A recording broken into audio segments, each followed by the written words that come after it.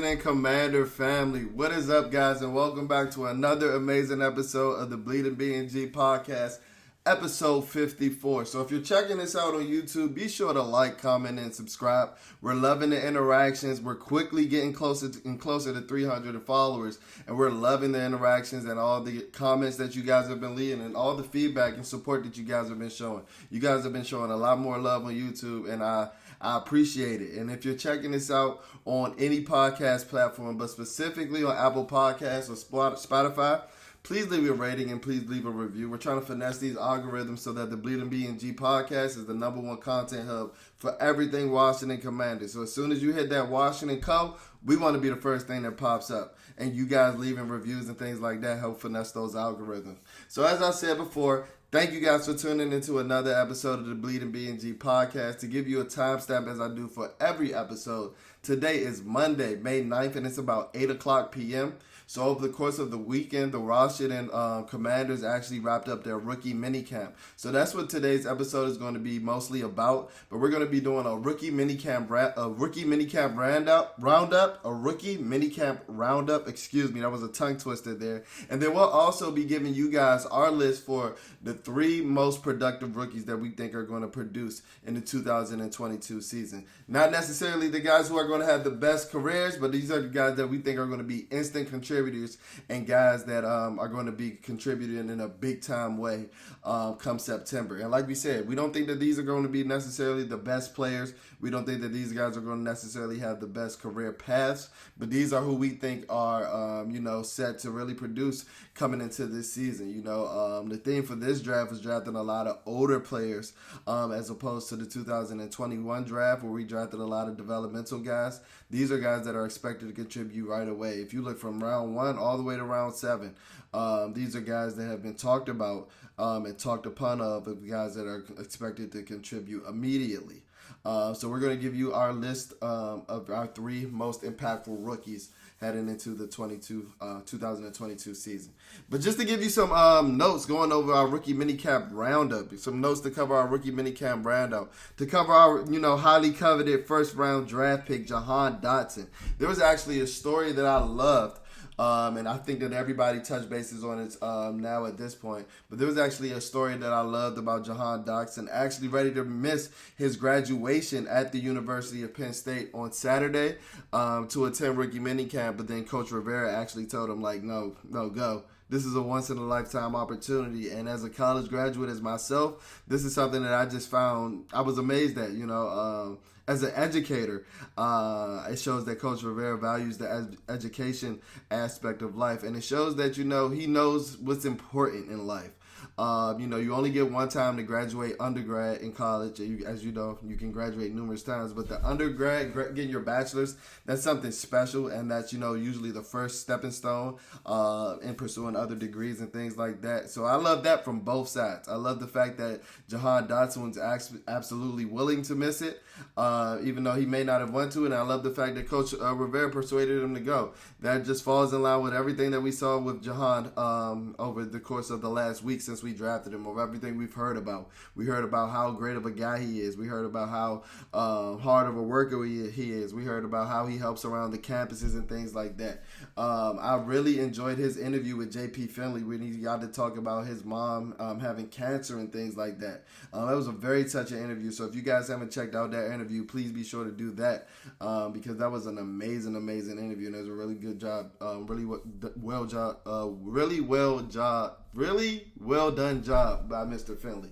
But I mean, everything that we've seen is like Jahan Dotson seems to be a Terry McLaurin light, somebody that is experienced, somebody that we expect to contribute instantly. And we're talking about instant contributions, as we're going to be talking about later in this episode. Terry McLaurin was that. If you guys can remember his 65-yard bomb touchdown in his first NFL game against the Philadelphia Eagles in 2019. And that's something that I would like to see from Jahan Dotson as well, somebody that has an instant impact. And, from the looks of rookie minicamp, it seems that, he's going to have the opportunity to. And it is. And before I get into all these players, guys, Keep in mind that this is rookie minicamp, so you have to take a grain of salt with all this information that I'm giving you. And I don't have much information on guys like Philander Mathis, Christian Holmes, and Chris Paul. First of all, those guys are linemen, and there's basically negative hitting in minicamp. There's no hitting at all, so you can't really see what the linemen are doing in the trenches and things like that. You can get a good sense of their athletic profile, but I didn't really see any news and notes coming out about those particular players and things like that. So don't expect too many notes on Philander Mathis and Chris Paul. The few things I heard that Philander Mathis was a guy that was running from station to station, being a leader, being vocal, everything that you heard from Alabama. And I've heard that Chris Paul looks like a physical freak.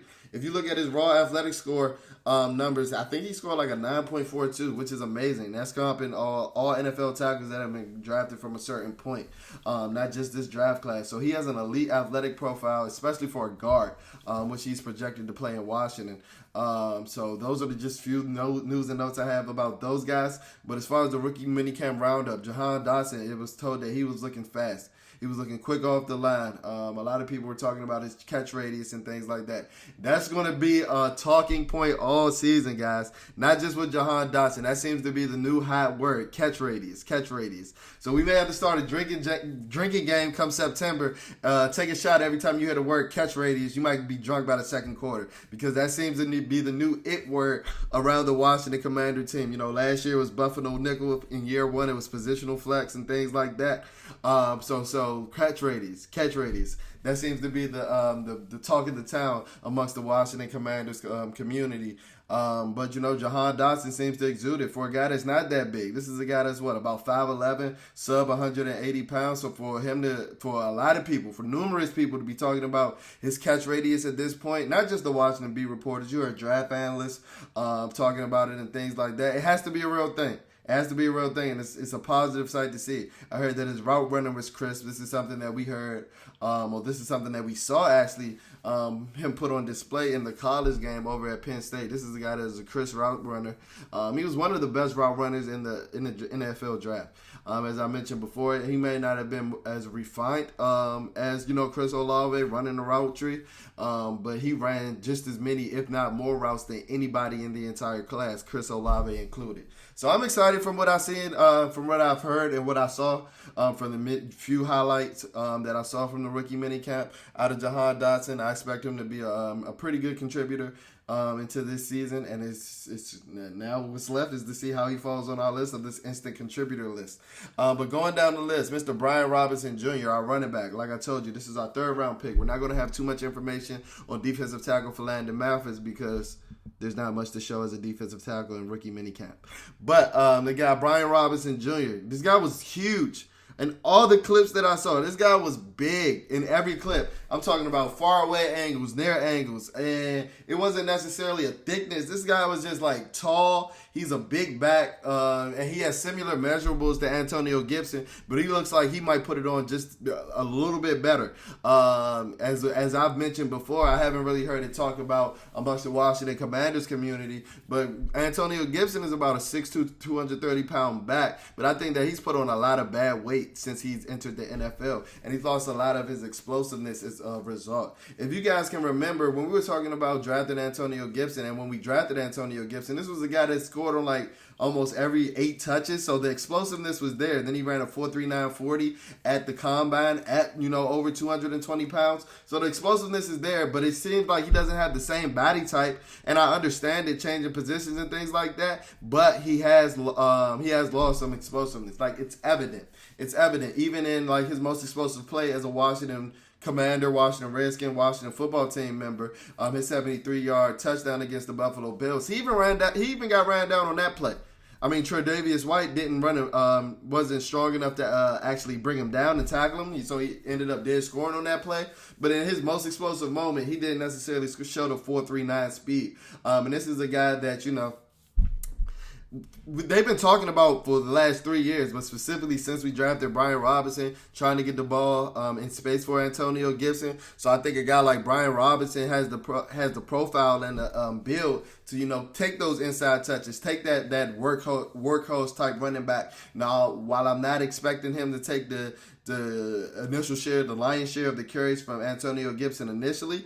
It wouldn't be surprised me if he's the guy that's ended up being your running back one over the course of, November and December when the football has to get physical and they don't want this big back, this 6'2", 225-pound back leaning on him for carry after carry, taking a pounding.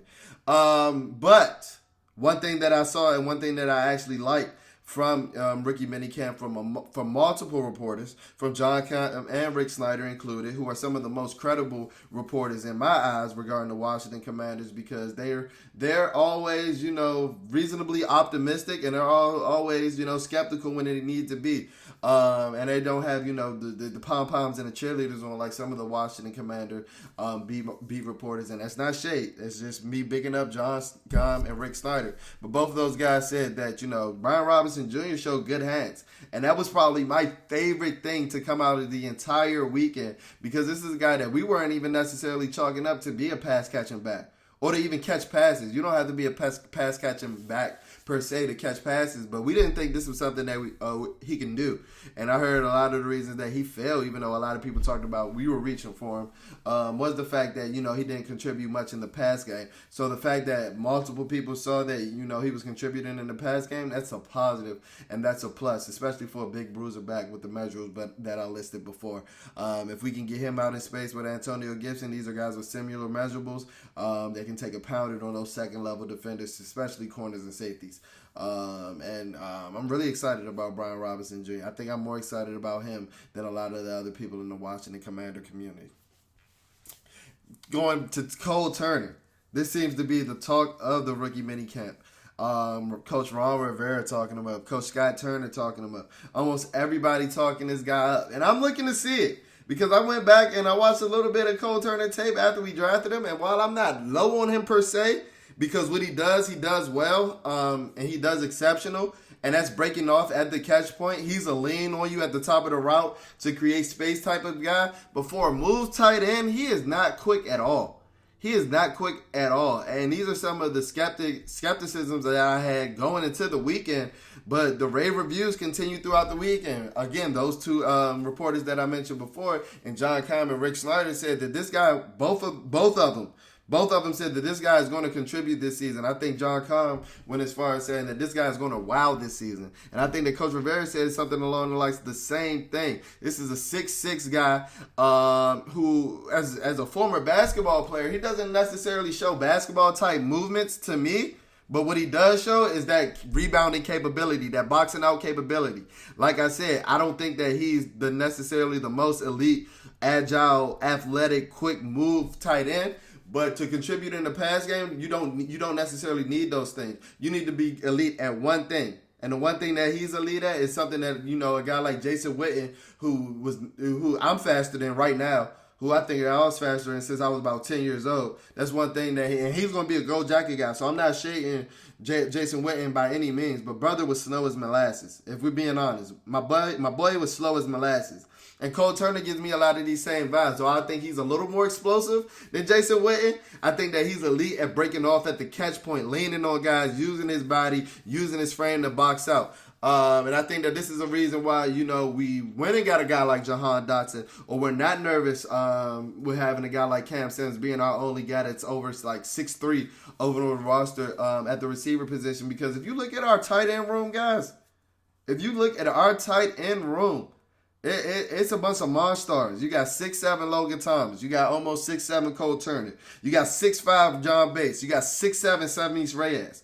Oh my God. It's Lions and Tigers and Bears. Oh my, it's a bunch of monsters in that tight end room. And I think that's why, I was harping, Washington, I still believe that Drake London was the number one wide receiver on their board for a plethora of reasons. I think that the reason why they weren't, necessarily panicking after the Drake London selection to Atlanta is because they were like, all right, cool. Carson loves his tight ends, which we know Carson wants to do. Just look at his track record with a guy like Zach Ertz. Let's go ahead and load him up with these big basketball type tight ends that are just box dudes out, and they can serve as these wide receiver roles. If you look at Cole Turner's tape from the University of Nevada, this was a guy that was never really in line. So don't expect him to be an inline blocker by any means. He was split out wide, though. He was using the slot. He was using the ways that, the Dolphins kind of use Mike Gesicki. And while I don't think he's as explosive, I think that they have similar catch radiuses.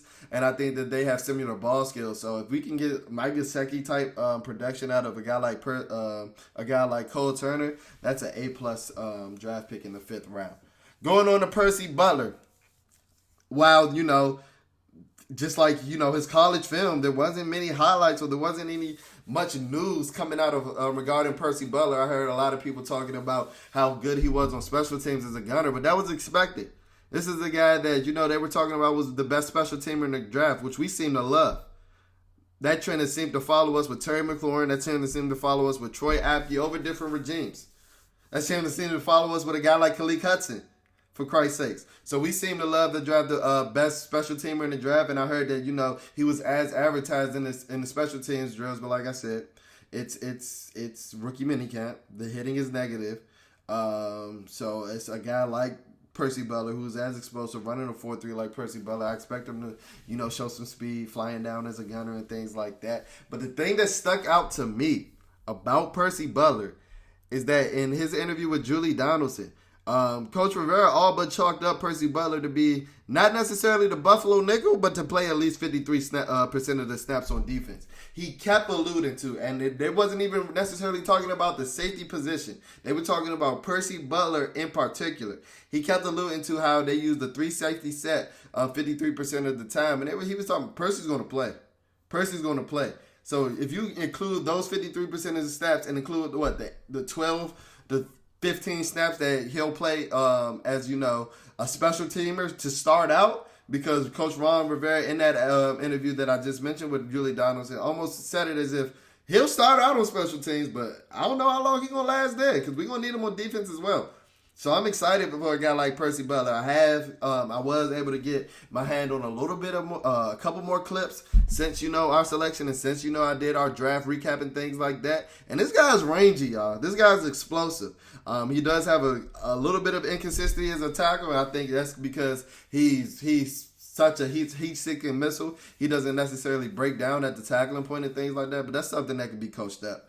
But he's willing to stick his nose in there. And the last guy that I'm going to talk about is quarterback Sam Howell, who a lot of us consider the steal of the draft, and a lot of draft analysts consider the steal of the draft. This was a erratic weekend for Sam Howell from the reports that I read. I heard that he was selling a couple of balls and things like that.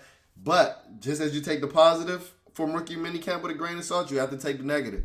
You got to remember, this is a guy that haven't necessarily worked with these receivers ever. And this is a guy that's coming into a new situation, just getting acclimated with this playbook. One thing that I did see from the videos is he looked tinier than that 6'1", 225-pound measurements that, he was listed at. And that may be him being standing next to a guy like Cole Kelly, or, 6'7", undrafted free agent behemoth of a man at the quarterback position. But I heard that Sam Howell did have a nice deep ball to the Ohio State UDFA that we brought in. So this is a guy that they can bounce back. This is a guy that, the moment's not too big for him. And I think that was the exact term that I heard J.P. Finley use. So that's something that you're looking for at the quarterback position. All right. So now to move to my favorite part of this episode, or what I've been looking forward to this episode before we get you out of here. We're going to give you guys our Bleeding BnG, our list for the 3 rookies to make the biggest impact in 2022. The 3 rookies to make the biggest impact in 2022. Like I said, earlier in this episode, we don't necessarily think these are going to be the best players. We don't necessarily think that these guys are going to have the best careers, but these are the guys that we think are going to be impactful and have the most impact to winning for the Washington Commanders in the 2022 season. So for our honorable mention, Jahan Dotson. Jahan Dotson, our first round pick, the 16th overall pick in the NFL draft. I know a lot of you guys are going to kill me for that, because our first round draft pick should be our number 1 contributor heading into the season. But I just think that some of his opportunities are going to be limited. I think that we're still high on De'Ami Brown. I think that that's one of the reasons why we brought in Sam Howell. I think that we got to remember, we spent pretty high capital on a guy like Curtis Samuel going into 2021 season and the 2021 offseason. This guy has about $11 million cap hit for this year. So that's not mince money. That's not maybe money at all. So this is a guy that if he's healthy and on the field, they're going to try to get him the ball. And if we're expecting Terry McLaurin to sign a mega monster deal like we expect over here at Bleeding BnG, as I told you guys before, I'm expecting numbers around 4 years, $96 million, somewhere along those lines, which is a monster deal. You're going to have to give him about 10 to 12 targets a game. So I just don't think that in year one, I don't think that the targets are going to be there. I think that, Curtis Samuel and Jahan Dotson are going to be interchangeable in the slot. But I think that De'Ami Brown is going to take a lot of those boundary receiver reps from Jahan Dotson as he gets more acclimated with the playbook. Now, later in the year, he may surpass De'Ami on the depth chart as far as the boundary receiver, because I think that he's going to be starting and interchanging with Curtis Samuel from the slot, from the jump. But he may interchange he may surpass De'Ami as, the penciled-in wide receiver 2 that's not coming off the field later in the season. I don't think that that's necessarily going to happen throughout training camp and into September. So our honorable mention is Jahan Dotson. I think that he's going to have a year somewhere around 550 to 650 yards, which isn't bad at all. Around 4 touchdowns, but I think that he's going to provide you guys with a couple of splash plays. It's going to make you be like, yeah, this is it.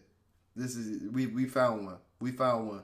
And while it may not be this year, him and Terry pairing up to be a scary duo for years to come, if Terry signs that long-term deal that we expect him to sign, can be a scary thing.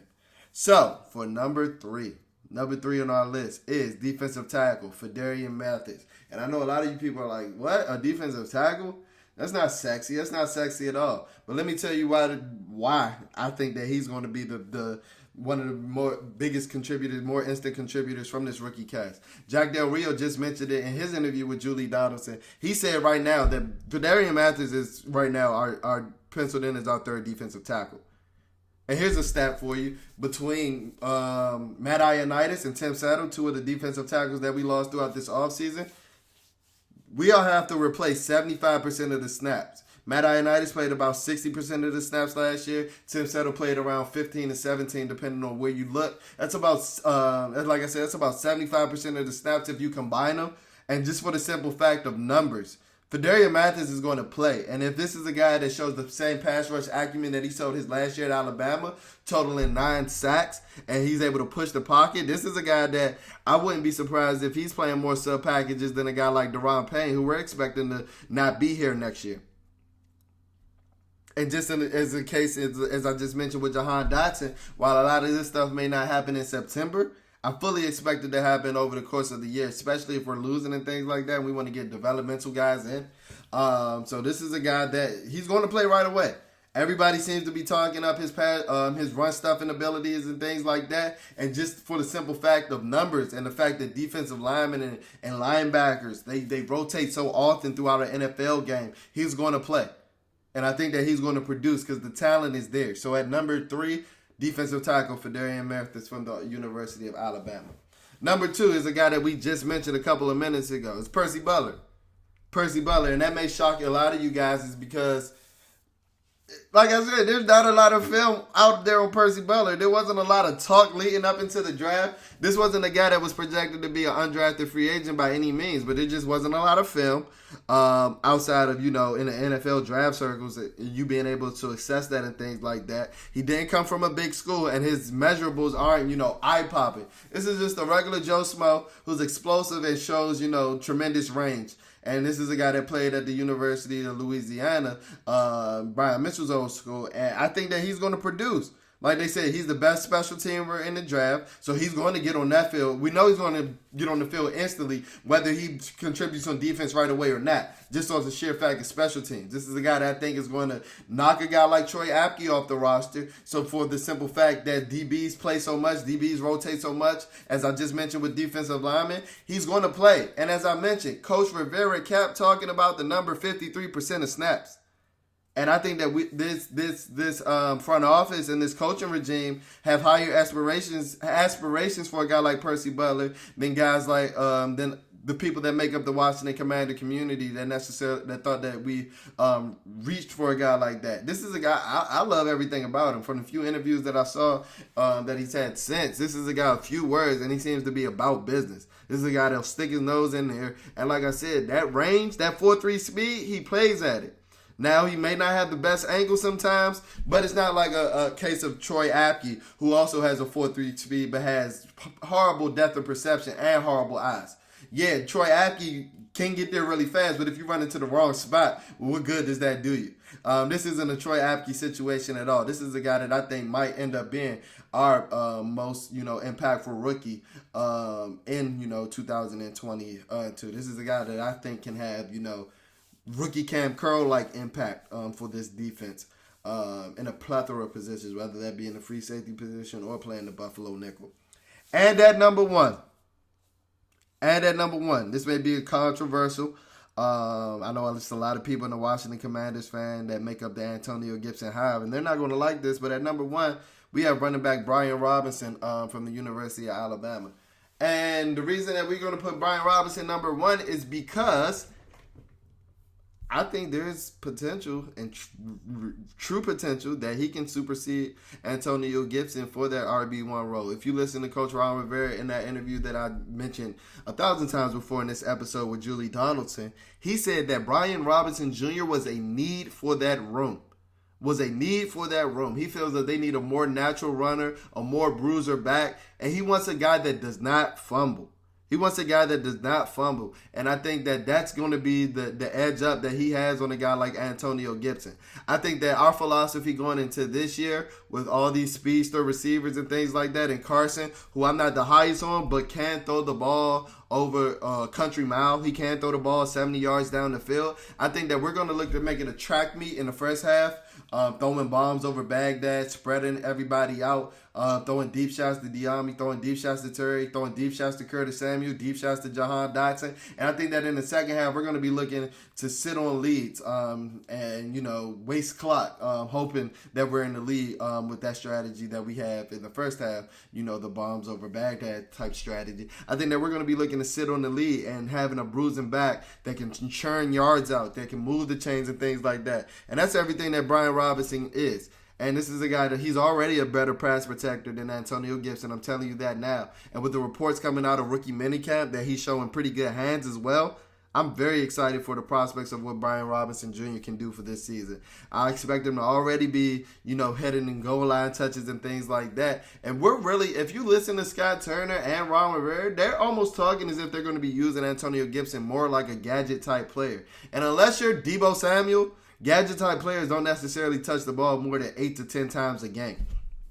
So, if that's the case, and if that's the road that they're, pigeonholing Antonio Gibson to be in, I think that a guy like Brian Robinson Jr. has the capabilities of being that workhorse back, and I think that he may have the opportunity throughout the course of the 2022 season. So that's it for our Bleeding BnG list of the 3 most impactful rookies we think are going to have the biggest impact in the 2022 season. And that's it for episode 54 of the Bleeding BnG podcast. If you guys love this episode, if you guys love me, be sure to check our social media pages out. Our Instagram is @BleedingBNG. That's BLEEDING. BNG. Our Twitter handle is @BleedingBNG. BLEEDINBNG.